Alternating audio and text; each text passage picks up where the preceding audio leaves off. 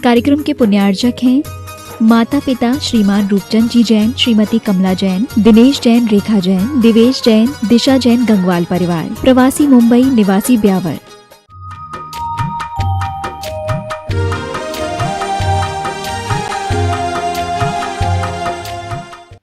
कल अपन ने 2 कारिकाएं ली और पहली कारिका में बताया कि तोता रटंत से कुछ नहीं होगा। जैसे तोता रटंत क्या डरता है, बहरिया आएगा, जाल बिछाएगा और मैं दाना लेने जाऊंगा और उसमें फंस जाऊंगा। अरे तो मालूम है कि फंस जाएगा, फिर दाना के वहां जाने की जरूरत क्या है।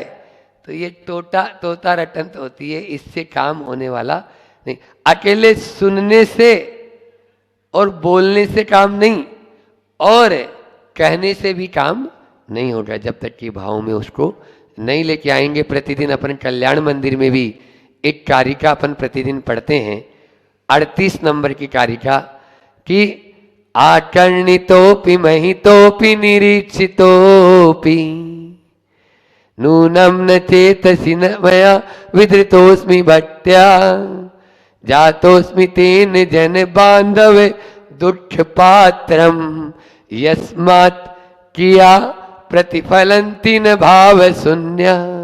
कोई भी क्रिया हमने हे प्रभु आपको खूब पूजा, आपको खूब आकर्णित हो, कानों से भी खूब सुना, खूब आपकी पूजा की, खूब आपको आंखों से निहारा, लेकिन मैं अपने स्वरूप को प्राप्त नहीं कर पाया। इसीलिए यस्मात् किया प्रतिफलंति न भाव शून्य। जो किया भाव से रहित है उसका कोई अर्थ नहीं हो पाता है। हम यहां बैठे तो हैं लेकिन ध्यान और कहीं है, तो आपको सुनाई देगा क्या? नहीं। इसलिए अपन को तो पहली अपनी ये कारिका थी और दूसरी कारिका स्वप्न में भी अब हमें देह प्राप्त न हो। इस देह के कारण हम कितने पाप कर चुके। शरीर मिलता है, शरीर में इंद्रियां मिलती है, इंद्रियों से राग द्वेष होता है, राग द्वेष से फिर वापस हम जो है आज अपना जो है संसार बढ़ा लेते हैं, फिर से हमको शरीर मिलता है। यही हमारा गति से गत्यांतर चल रहा है, अनादि काल की यही यात्रा है। क्या इसको विराम देना नहीं चाहते? विराम देना चाहते हो तो अपन को अपने भाव या उस आत्म तत्व की ओर दृष्टि रखनी होगी। पृष्ठ क्रमांक आप लोग निकाल लें। आज 83 नंबर और 84 नंबर 2 कारिकाएं अपन को लेना है। 121 नंबर पृष्ठ। धीरे धीरे दिवाली भी नजदीक आ रही है और धीरे धीरे हमारा ये ग्रंथ राज भी पूर्णता की ओर बढ़ रहा है। तो यहाँ पर हमें रट्टा तोता नहीं बनकर, रट्टू तोता नहीं बनकर अपने आप को लगाना है आज और आगे। अब यहाँ पर आचार्य पूज्यपाद स्वामी क्या कह रहे हैं, वो अपनी बात कहे उससे पहले एक आपको संस्मरण जो सत्य घटना है वो बता देता हूँ। हमारे दादा गुरु का नाम तो आप सब जानते हैं, गुरुदेव के गुरु जी का नाम आचार्य ज्ञान सागर जी महाराज। वो बहुत बड़े प्रकांड विद्वान और पंडित, अच्छे चाहे कोई भी माता जी महाराज हो। अभी आप लोगों के यहाँ पर भी जो विज्ञानमती माता जी हैं, हाँ, उनके भी दादा गुरु वही हैं। क्यों? क्योंकि वो विवेक सागर जी से दीक्षित है और विवेक सागर जी आचार्य सूर्य धर्म भाई हैं। ये दोनों ज्ञान सागर जी महाराज जी से दीक्षित हैं। तो हमारा कहने का मतलब ये, आपको देख कर ही वो संस्मरण याद आ गया कि पहले संस्मरण से शुरू कर दूं। तो वो दादा गुरु जब ब्रह्मचर्य अवस्था में थे तब, क्षुल्लक अवस्था में थे तब, और मुनि अवस्था में तो थे ही तब भी बहुत शास्त्र जी लिखे और खूब प्रवचन किए और लोग उनसे बहुत प्रभावित। कहते हैं आचार्य ज्ञान सागर जी की जीभ में तिल था। क्या था? तिल, जीभ में तिल, यानी उनकी जीवा पर सरस्वती विद्यमान थी। बस वो जो बोल दिए वैसा ही होना है। और ज्ञान के प्रकांड यानी जो है अथाह सागर, बनारस में पड़े हुए, तो वो इधर आपके ये एरिया है, पानीपत, बागपत, शामली, मेरठ, ये दिल्ली के ऊपर वाला जो है एरिया, वहां उस तरफ प्रवचन करने गए। उनके प्रवचनों से प्रभावित होकर अनेक लोगों ने व्रत ले लिए। कोई ने प्रतिमा के भी व्रत लिए और किसी ने अपने अपनी शक्ति के अनुसार रात्रि भोजन आदि आदि जो भी व्रत होते हैं। अष्टमूल ऋणों का त्याग है, सप्तव्यसन का त्याग, जो जैन धर्म की नींव है, तब जैनी कहलाएगा। अभी आगामी कल या परसों 5 तारीख को वही यहाँ पर होने वाला है कि बच्चों को जैन कैसे बनाएं। जब आप यहाँ पर लाएं तब वो तो होगा। तो ऐसे ही उन पर संस्कार किए जाते हैं और अष्टमूल ऋण और सप्तव्यसन का त्याग उनका आजीवन हो जाता है, किया कराया जाता है। तो वहां पर भी, यहाँ पर भी उनके द्वारा अनेक लोगों ने व्रत लिए। जब वो 7-8 साल जाना नहीं हुआ और 8-10 साल बाद में गए, तो जिन जिन लोगों ने व्रत लिए थे वो सबने छोड़ दिए, क्योंकि बीच में इस दौरान दूसरे पंडित जी आ गए। अरे बेड़ी तो लोहे की हो या सोने की, बेड़ी तो बेड़ी होती है, आप क्या कर रहे हो? ये तो संसार में अटकना है, भटकना है, क्या इस संसार में अटकना चाहते हो? ऐसा करके उन्होंने सबके व्रत वापस कर दिए, छुड़वा दिए। तब आचार्य ज्ञान सागर जी महाराज जी को बहुत पीड़ा हुई और उन्होंने, जैसे समाधि शतक, इसमें भी शतक लगा हुआ है, समझ में आया, तेंदुलकर के शतक की तरह, और उन्होंने लिखा सम्यक्त्व सार शतक, वो भी लेंगे। बहुत बेजोड़ ग्रंथ। सम्यक दर्शन किस चिड़िया का नाम है आज का व्यक्ति ये जानता ही नहीं है। जो आचार्य श्री जी ने सक्रिय सम्यक दर्शन जो लिया वो शब्द वहीं से लिया है, सम्यक्त्व सार शतक। कलकत्ता में जब प्रमाण सागर जी महाराज जी थे तब स्वाध्याय हुआ, फिर रांची में भी इसका स्वाध्याय, 2 बार स्वाध्याय उसका हो चुका। तो ये पठनीय ग्रंथ है, इतना ही बड़ा, ऐसा ही इतना ही है, इतना ही बड़ा और इतना ही मोटा। 100 कारिकाएं संस्कृत में और उसकी टीका और उसका हिंदी पूरा लिखा हुआ है। आप लोग उसको पढ़ें। तो यहाँ पर मैं कहना चाह रहा हूं कि समय सार में जिस साधक की बात की गई, क्या आप उससे अपनी तुलना कर सकते हो क्या? बोलो। आगे आने वाली दोनों कारिकाएं वही है, एक होता है अध्यात्म और एक होता है सिद्धांत। समझ में आ रहा है? अध्यात्म और सिद्धांत को दोनों मिला नहीं सकते ना। अध्यात्म में तिल तुस मात्र भी यदि परिचय है, मैं इस पिछी कमंडल को भी अपना मानूंगा, तो मेरा अभी क्या, हाँ, वहां पर मूड अज्ञानी मिथ्या दृष्टि शब्द तक दे दिया उसको, 7 कदम। तो ये चीजें अपन को समझना है। ऐसी ही ये 2 कारिकाएं, तो भटकना नहीं। इसलिए आचार्यों ने कहा गुरु से ही उपदेश ग्रहण करो, अन्यथा होता क्या है, अर्थ का अनर्थ लगा लेते हैं और कुछ भी लगा लेंगे। अरे तत्व का विपरीत प्रतिपादन तो मत करो। आपसे नहीं पालन हो रहा कोई बात नहीं, लेकिन आप उसका विपरीत प्रतिपादन करके अपना भी संसार बढ़ाएंगे और दूसरे का भी संसार बढ़ जाएगा। अपुण्य, एक साथ दोनों का उच्चारण कर लेते हैं, ऐसा कर लेते हैं।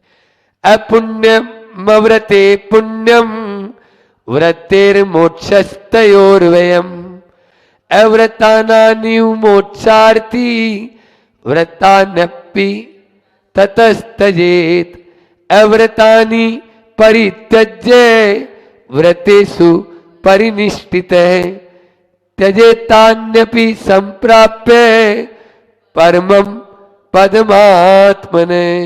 बहुत ही सुंदर अच्छी कारिकाएं हैं। अर्थ आप देखो, अपुण्यम अव्रते, अव्रते हिंसा आदि जो 5 अव्रत हैं, अव्रत यानी पाप, व्रत का उल्टा अव्रत है ना। तो अपन व्रत लेते हैं, उसका उल्टा क्या है, पाप का त्याग ही व्रत कहलाता है। पाप का त्याग व्रत। 5 पाप होते हैं और 5 व्रत होते हैं। वो 2 प्रकार के होते हैं। अणुव्रत, आप लोग बैठे हुए हैं, आपके अणुव्रत हैं, और हम दोनों के महाव्रत पूर्ण रूप से त्याग कर दिया तो महाव्रत हो गया। तो कौन दोनों ओस विभक्ति है, तो तयो इन पुण्य और पाप दोनों का, षष्ठी का द्विवचन, वह विनाश मोक्ष है मोक्ष है। तथा इसलिए मोक्षार्थी, मोक्ष का जो इच्छुक है, अव्रतानी इव, अव्रतों के समान, व्रतानी अपि, व्रतों को भी त्याग करे। समझ में आ रहा है?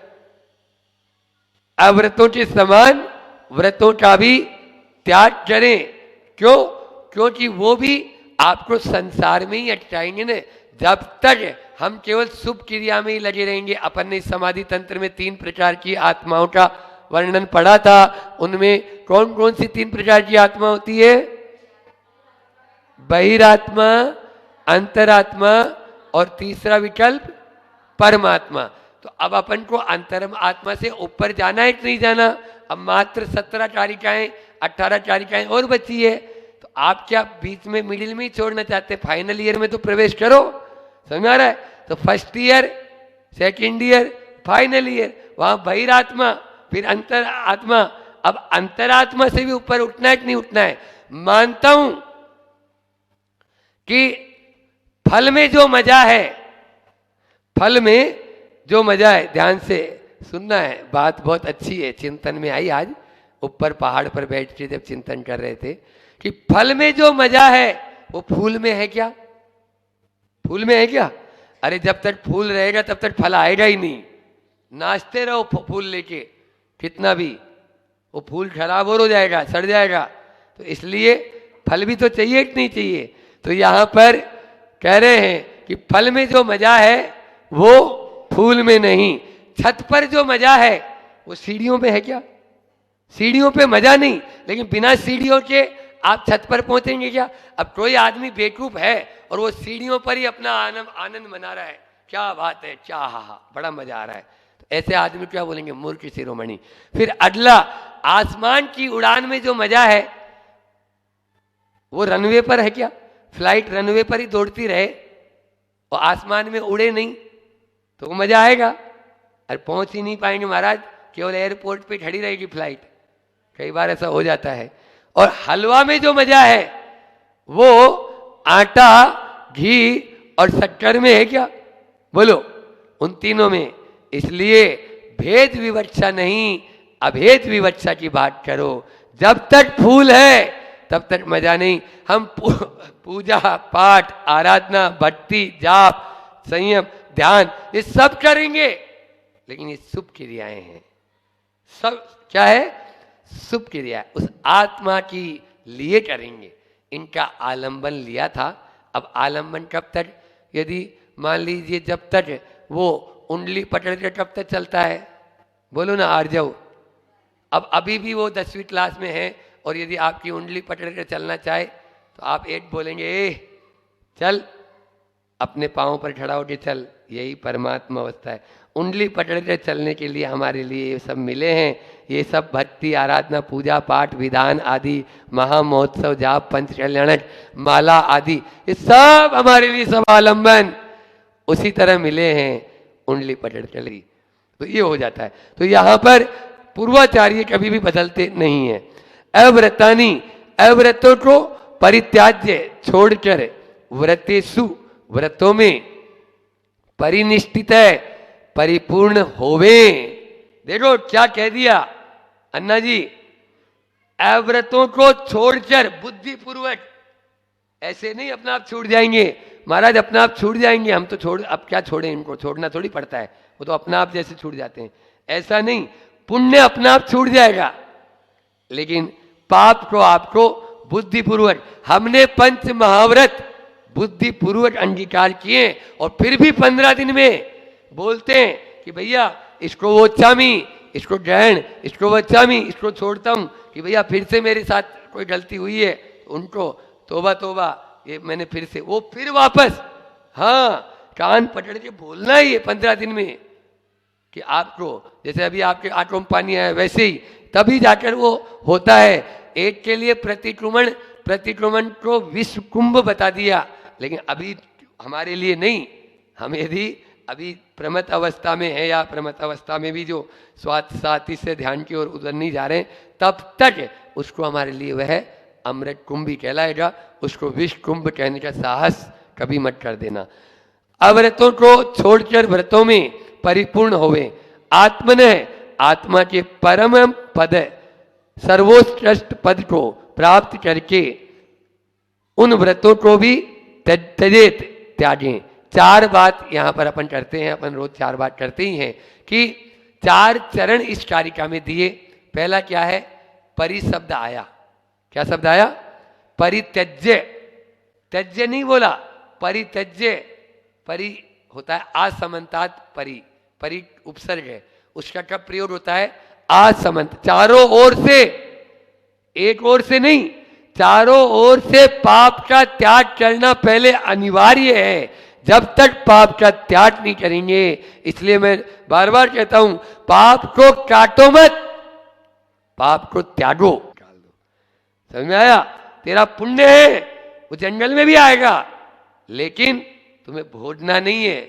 यह है पुण्य पाप फल, और फिर पुण्य पाप बंद। आप जैसा कर्म हम करेंगे वैसा पुण्य कर्म करेंगे, पुण्य बंद होगा, पाप कर्म करेंगे, पाप बंद होगा। इस प्रकार से इनको बचना चाहिए। नए की सापेक्षता के द्वारा ही हम अपने मोक्ष मार्ग को प्रशस्त कर सकते हैं। रिपीट कर रहा हूं अपनी बात को, स्पीड से बोल रहा हूं थोड़ा, लेकिन फिर भी नए की सापेक्षता से ही हम मोक्ष मार्ग को प्रशस्त कर सकते हैं। हमें क्या छोड़ना है और क्या ग्रहण करना है, ये नए। क्योंकि बात कहना, कोई भी आचार्य होते हैं या कोई भी वक्ता है, वो एक बार में एक ही बात बोल पाएगा, दोनों नहीं।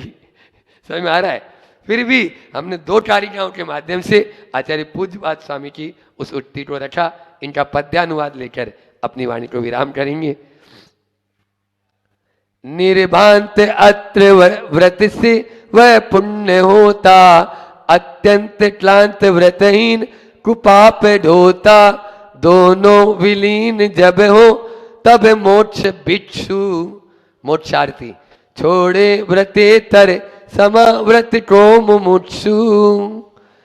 संसार कारण व्रतेतर आद्य छोड़े, वैराग्य पाविषय से निज को सुमोड़े।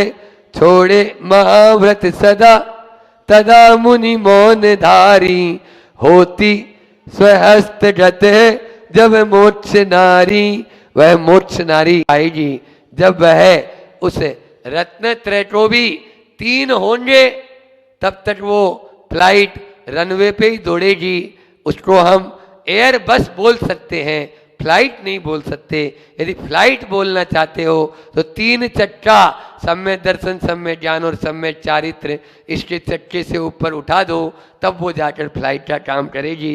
3 वो शक्कर, और मैं हलवे का क्या बोला था, मीठा, शक्कर, आटा और घी, ये 3 डब्बे रख दोगे, कढ़ाई के अंदर भी रख दोगे, कोई मतलब नहीं। और तीनों को अच्छा घोट से और अग्नि की आंच पर तपा दोगे तो बाजू वाला भी आपके यहाँ आ जाएगा। हलवा बन गया क्या, थोड़ा सा मुझे भी दे दो ना, वो भी खाने के लिए तैयार रहेगा। ऐसा अभेद की ओर जाना है, भेद की ओर नहीं। भेद जब तक है तब तक संसार ही संसार रहेगा। अभेद हो जाएगा तो उस निर्विकल्प समाधि कहो, चाहे यथाचार चारित्र कहो, चाहे स्वसंवेदन कहो, चाहे वह परम समाधि कहो, चाहे शुद्धानुभूति कहो, ये सब एकार्थवाची, चाहे अभेद कहो, ये सब एकार्थवाची है। उस एका अपन निर्विकल्प समाधि को प्राप्त करें, ऐसी ही भावना के साथ में मैं अपनी वाणी को विराम देता हूँ। हाइकू अपन फिर कभी या कल ले लेंगे। इतना ही रखकर अपनी वाणी को विराम।